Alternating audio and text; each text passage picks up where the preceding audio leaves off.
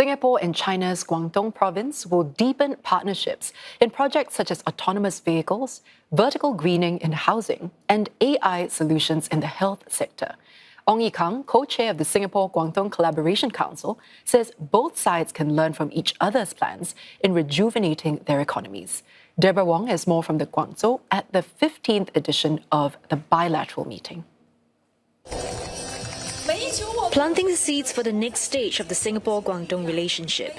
The 330-metre-tall Knowledge Tower is expected to be operational next year. It will be a landmark in the central business district of the China-Singapore-Guangzhou Knowledge City, or GKC, an innovation hotbed. Singapore firms are ready for collaboration, thanks to the government-to-government support. Guangzhou is most advanced in autonomous driving, and they already have some local companies like Pony.ai, WeRide. So actually there's a ready pool of talent of AV expertise in Guangzhou. In GKC, because of the G2G support, so we get a lot of incentive, grants and all those stuff from the local government. So these are the main things that obviously propel us to choose Guangzhou Knowledge City as the launchpad. The startup aims to roll out an initial fleet of 26 autonomous buses in the wider district next year. Other Singapore firms are also using the zone as a springboard into the Greater Bay Area, a mega economic region that integrates 9 Guangdong cities with Hong Kong and Macau. The area tracked a GDP of over $2 trillion last year. 15 years after its launch, the Knowledge City has attracted over 60 Singapore entities and leading Chinese companies like Xiaopeng. The state-level bilateral project between China and Singapore is home to emerging industries, reflecting Guangdong's shift towards an innovation-driven economy. Now that's a transformation that Health Minister Ong Ye Kung says Singapore can draw lessons from.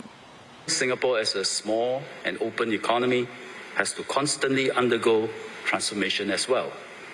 And we are a bellwether of change for the world. It is the only way for us to stay relevant in the world.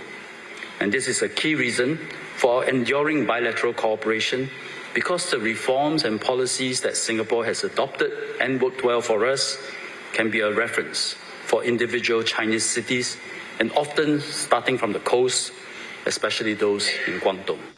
New Guangdong Governor Meng Fanli, who co-chairs the council, says many Singaporean companies have established deep roots in Guangzhou and contributed to the province's development. He welcomes more exchanges as China launches its 15th five-year plan next year. It's a national framework that guides the country's socio-economic priorities over the next 5 years. 中方欢迎西方继续深度融入中国发展，双方要深入推进共建“一带一路”合作。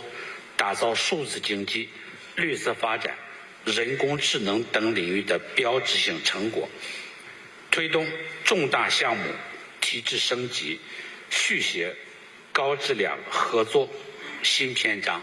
For 36 years, Guangdong has been Singapore's top provincial trading partner. In the first half of this year alone, bilateral trade hit $11.7 billion or about 15.8 billion Singapore dollars. 20 new deals have been inked, strengthening partnerships in emerging sectors like sustainability, biomedical, aerospace and technology. Deborah Wong, CNA, Guangzhou.